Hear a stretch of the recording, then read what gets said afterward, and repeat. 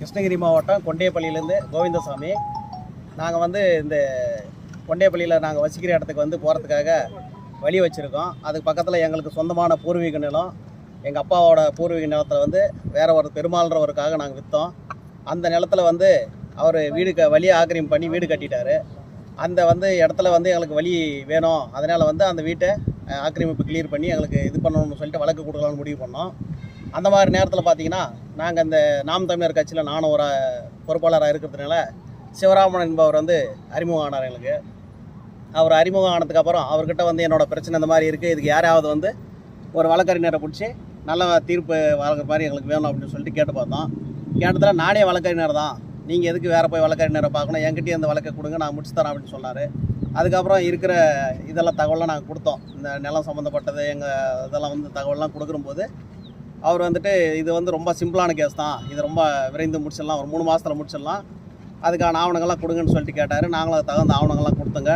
அதுக்கப்புறம் உடனே இந்த மாதிரி நீதிமன்றத்துலேருந்து உத்தரவு வந்துருச்சு அப்படின்னு சொல்லிட்டு ஒரு போலியான ஆவணத்தை தயார் பண்ணி என்கிட்ட இருந்து 36,20,000 ரூபாய் பணத்தை வசூல் பண்ணி நீதிமன்றத்துக்கு நான் கட்டிட்டோம் அப்படின்னு சொல்லிட்டு பேங்க் ஸ்லிப்பு செலான் அதெல்லாம் என்கிட்ட போலியாக தயார் பண்ணி பாருங்கள், அனைத்து ஆவணம் அங்கே இருக்குது, எல்லா ஆவணத்தையும் என்கிட்ட கொடுத்து மோசடி பண்ணிட்டார்.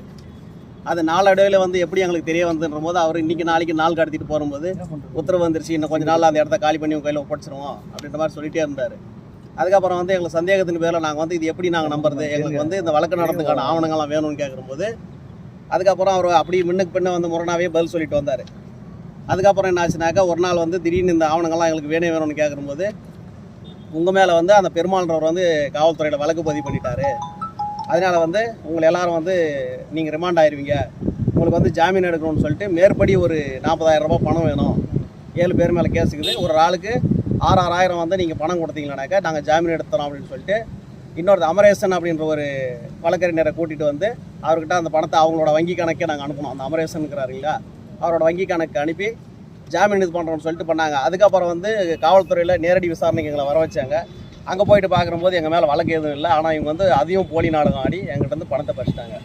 பார்த்திங்கன்னா அது சம்மந்தமாக மொத்தம் இந்த தமிழ்நாடு மற்றும் இங்கே காவல்துறை எல்லாருக்கும் சேர்த்து ஒரு 15 இடத்துக்கு இந்த கம்ப்ளைண்ட் ரைஸ் பண்ணியிருக்கோம். அதில் முக்கியமாக இன்றைக்கி இங்கே காவல் கண்காணிப்பாளி அலுவலகம், அப்புறம் மாவட்ட ஆட்சியர் அலுவலகத்துக்கு நேரில் கொடுத்துட்டு ஒரு 12 அலுவலகத்துக்கு நாங்கள் தபால் மூலம் அனுப்புகிறதா முடிவு பண்ணியிருக்கோம்.